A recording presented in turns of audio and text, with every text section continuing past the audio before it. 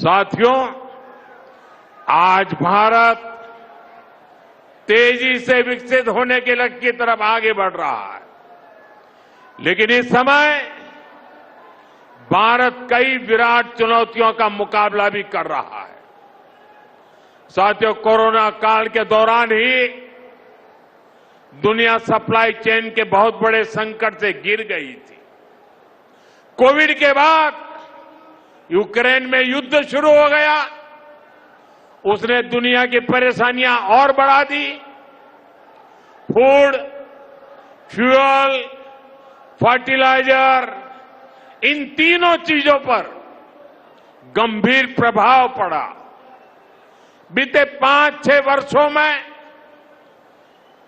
इस संकट से निपटने के लिए हमारी सरकार निरंतर प्रयास कर रही है। आपको याद होगा, उस समय और आज भी फर्टिलाइजर की एक बोरी दुनिया में 3-3 हजार रुपये में बिक रही थी। एक बोरी का 3,000 रुपया। कितना? आप बताएंगे एक बोरी का कितना? आंकड़ा नहीं, बोलिए मुंह से। 3,000 रुपया एक बोरी का। कितना? एक बोरी का कितना? एक बोरी का कितना?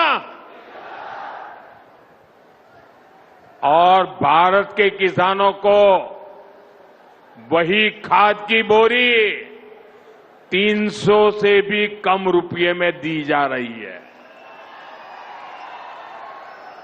3,000 के सामने 300 रुपये में। सप्लाई चेन की इन मुश्किलों के बीच पिछले 2 महीने से हमारे पड़ोस में ही इतना बड़ा युद्ध चल रहा है। इसका असर पूरी दुनिया पर पड़ा है और भारत पर तो और भी गंभीर असर हुआ है। साथियों, भारत के पास बड़े बड़े तेल के कुएं नहीं है।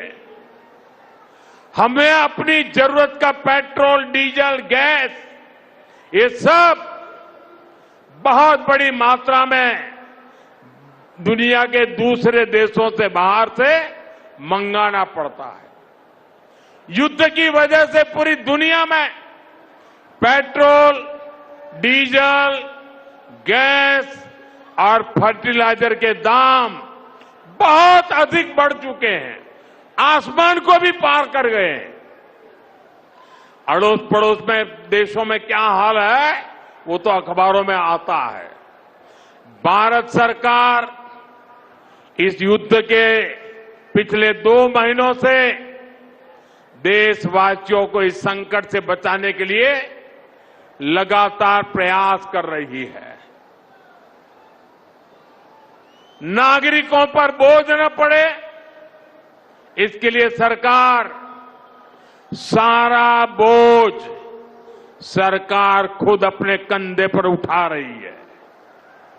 लेकिन साथियों, जब सप्लाई चेन पर संकट लगातार बना रहे तो हम कितने भी उपाय कर लें, मुश्किलें बढ़ती ही जाती है।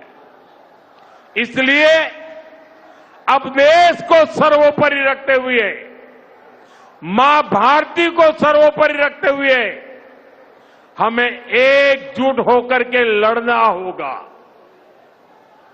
हमें याद रखना है,